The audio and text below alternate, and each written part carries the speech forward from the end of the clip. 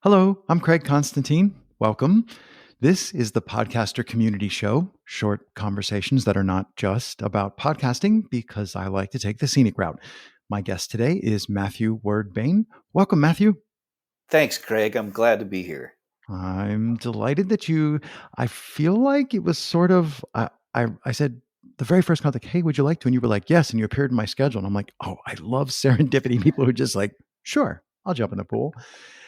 And when I started looking at this morning, as I was looking through some of your work, I found, I don't want to give away too many details because we might not talk about everything, but I found music. I found some photography. I actually found, I had to go pretty far, but I found some writing. I found not a lot going on LinkedIn, which I'm applauding. I'm not a big fan of social media.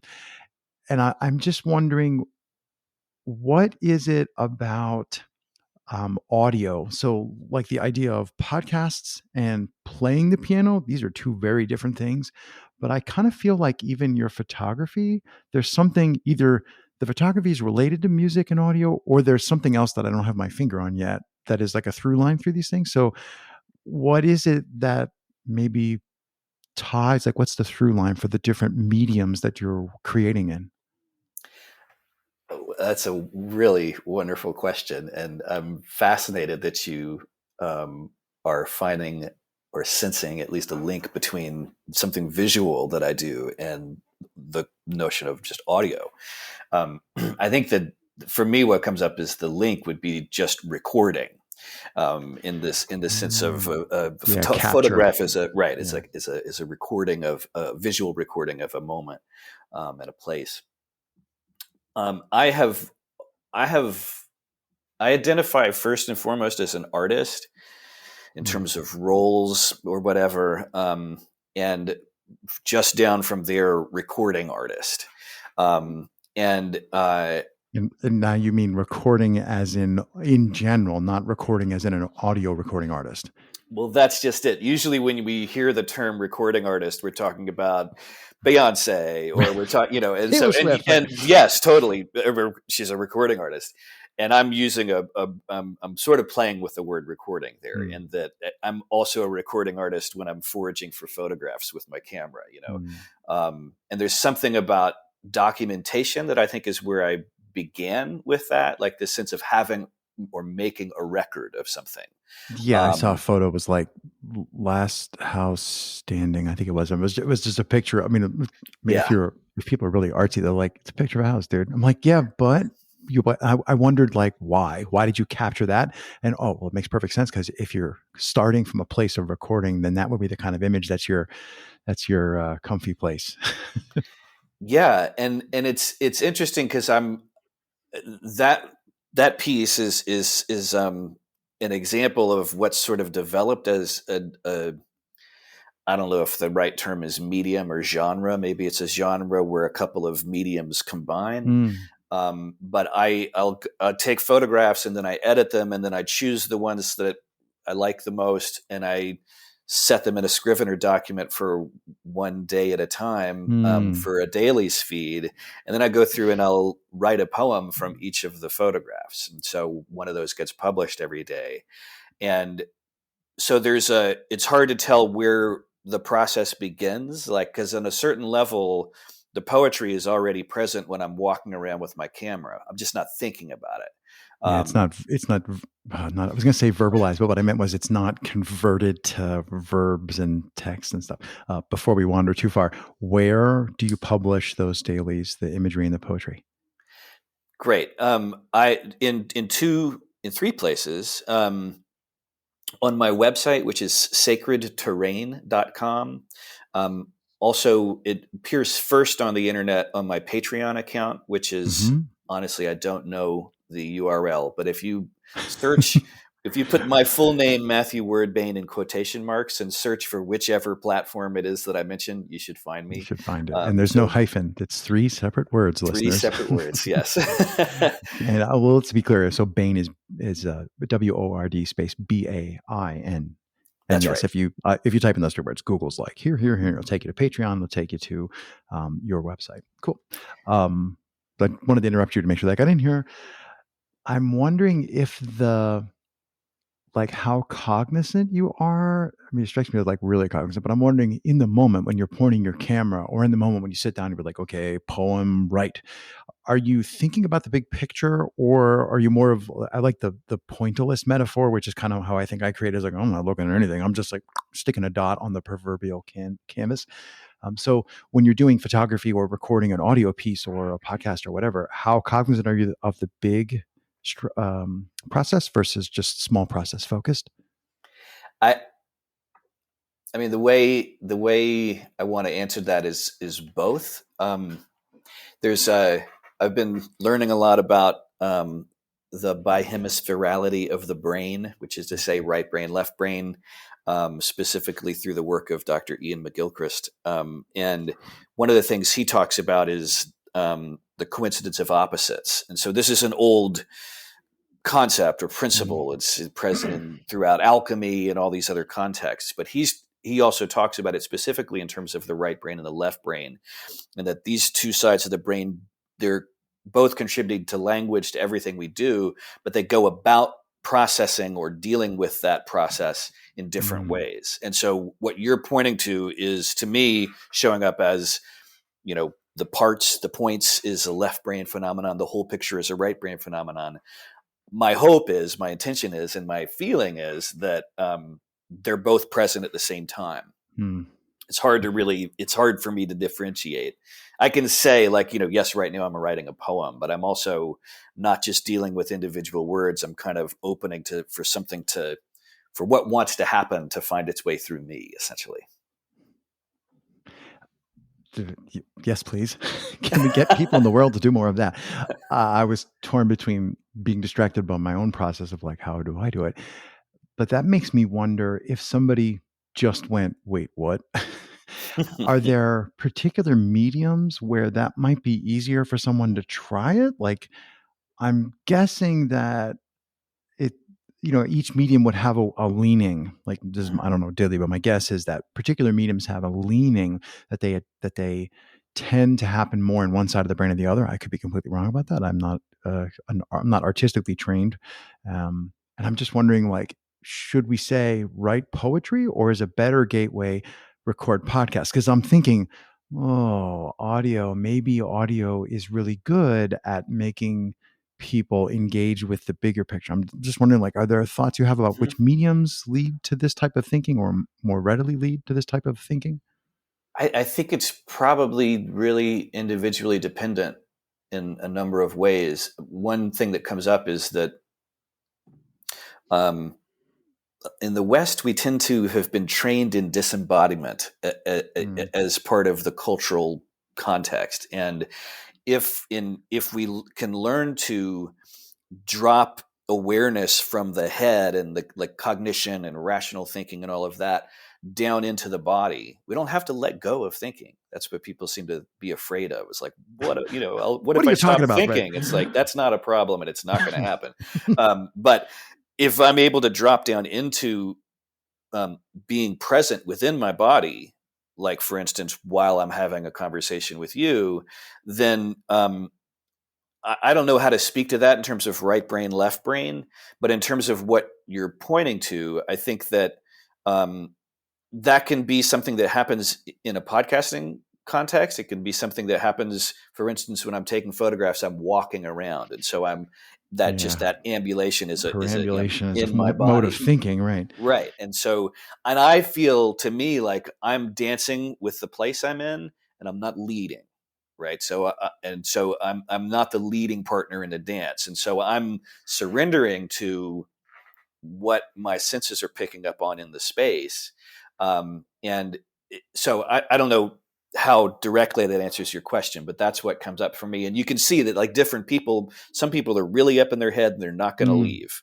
And so they're going to, when they are podcasting, they're going to do it in a certain way. If they were to learn to drop down into their body, or if there's someone else who's just already living in their body and also experiencing cognition, those are going to be two different ways of going about it. And I'm not sure, there may well be like some mediums that are more amenable to a certain way. But I I'm think just that, wondering about conversation before we hit before I hit the big red button, we were talking a little bit about conversation, and that's like my bag. I love to talk about that. I love to work on that. I love to try and teach it. And I'm now thinking, oh, well, I hadn't really thought, as like everything we've said so far, 10 minutes, 8 seconds in, I haven't really thought about conversation. I mean, I know it's creative, but I hadn't really thought of it like, let me zoom out. I do think about, I want to go in and create a good conversation. It requires two people or three people, but I'm very cognizant of that. But I hadn't really thought of that as like, that's creative, like making a painting, because to me, conversations are usually, for most people, ephemeral. I'm doing them recorded. But I'm just suddenly thinking, "Ew, I wonder if more people should be," and Matthew's nodding along, more people should be considering the creative nature of just two people talking to each other, setting aside podcasting for a moment. Have you played with that? Like, because everything else you mentioned so far is a solo creative endeavor, all the ones you've mentioned specifically, but conversation is usually at least two people, sometimes three. Have you played with conversation as part of your creative toolbox, maybe? All the time.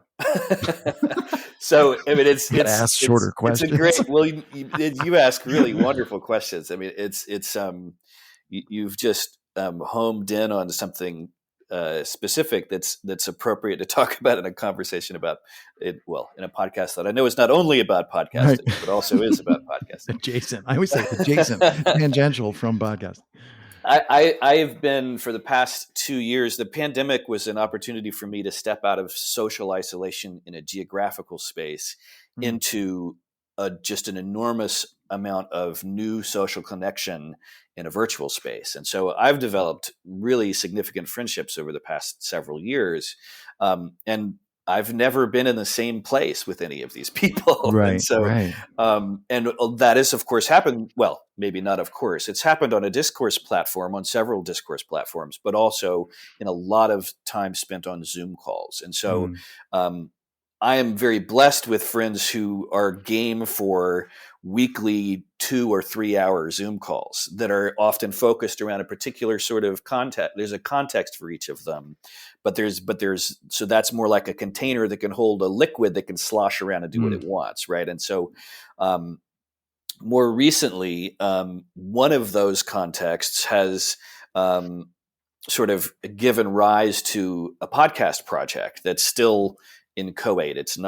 There's not a podcast to go listen to yet, and we're on a schedule with it, which is organic and given our own needs in terms of scheduling and stuff. But we have recorded a couple of episodes, and it's me and two other people, Amanda Judd and Emma J. Lopez. And the podcast is going to be called An Emergent Sea, which you might notice sounds like an emergency. Um, and that's I don't know if I'd say it's on intentional. purpose, but it's not a coincidence. Mm, And so this is a space that we're creating in the container of a podcast where um, we begin with nervous system co-regulation, which would just sound and maybe feel like a guided meditation to someone mm, listening. And the listener can, the idea is that the listener can go through that or just tune out. But it's a way for us to get the intention really is on the level of nervous system. And so we're always co-regulating when we're in conversation with people, but this is a way of doing that intentionally for the sake of nervous system resilience and getting to a good mm, sort of unactivated state for having a conversation. So a foundation essentially for the nervous system. mm. Okay, stop. I got Yes. 9 things. I'm like, this is going to be rough. First of all, co-regulating. I love that's a brilliant observation. It's hard, not impossible. It's hard to do when you're on a Zoom call, and it's one of the things that I love most about recording long form podcasts in person. And that's the thing I say to people all the time is like, it's just not the same. When you get in the same room with someone, and I hadn't ever really thought about pointing out the co-regulation parts. I think that's you just like touched that very briefly, but that's a deep insight about one of the things that as podcasters, we set ourselves up. I say this a lot.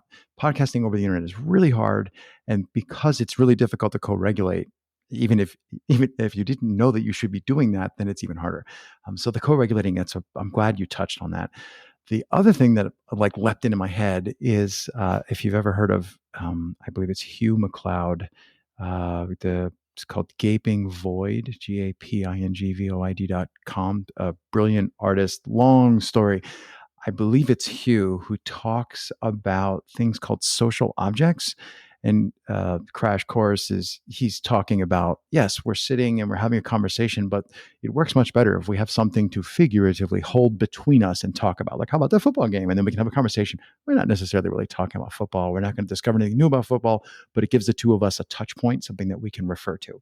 So my question from all of that is, do you intentionally create social, maybe you never thought of social objects per se, but do you intentionally create things thinking, I hope that this photograph of Last House Standing, or I hope that this piano recording, or I hope that this pack, all these things, are you intentionally imagining that people will pick them up and do the Hugh MacLeod social object thing with them? Interesting. I think the the attention. I haven't thought about that, so I guess I haven't had that intention, at least I'm not sorry intentionally. if I just gave you another thing to do. Oops, Well, I'm no, sorry. it's great because I'll tell you what my intention is, though, and it's certainly there's room for that to happen, and sometimes it happens then in conversation if people respond to my work, so then Mm, we get into a conversation about it, and it might be a social object in that way. But what I'm intending to do is invite people into a relationship with the unknown.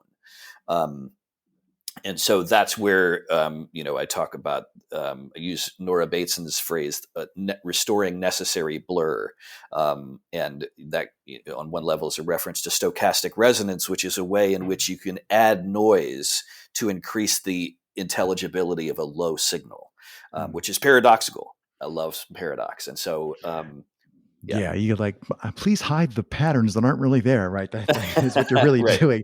Yeah, right. that's good. Um, I'm glad you. I noticed, and I had forgotten that I noticed that you actually mentioned that in, I believe it's your Medium posts, and there's a tagline somewhere that talked about that, and I refrain from writing things down to be questions that I want to ask, and that was something I was like, I hesitated. I'm like, oh, I really should. So I'm glad you got to that. So can you just say it again so we have the phrase? Like what? Which one? Restoring necessary blur or the Yes. stochastic? Yeah, yeah. Well, because it Yes. adds sto Stochastic resonance. right. Okay. Just wanted Yeah. to make sure that's interesting. So people were like, Yeah. "What?" You don't have to remind, or you can hear it twice. Um, that's super interesting to me. Um, yeah. Now I'm wondering, for me, I often say when if asked, that the success, my definition of success for my podcast is not per show, it's per individual episode. And it's if one person listening to one of the things that I created goes and has a conversation with the person that I was talking to. Like, to me, it's like first order is me having conversations, and second order is like all those other conversations, and I can't have all those. There's too many of them. There's not enough time. And I kind of think about it like each of these things I'm creating is meant to be a social object that people would then go engage around or communicate around. I'm not saying 10,000 people will love this episode, but if one person is going, wait, what? And they're like searching frantically and taking notes, I'm like, and to talk to you, not to me or to their friend. That's what I like about, like, what people say, why are you recording? Like, why not just have cool conversations, Craig? Why press record? Because it makes everything so hard. And my answer is because the thing that gets created, I can set it down and I can do 300 of them and set them all down and leave them like little Easter eggs for the world. But that's my diatribe about social objects. Anything else Well, that's yeah, rattling in your head the last? I wanted to harken back to something you had said about co-regulation that um so I appreciate what you're saying about being able to record a podcast in person and how there's something there when you're co-present in a space with someone that's not present online.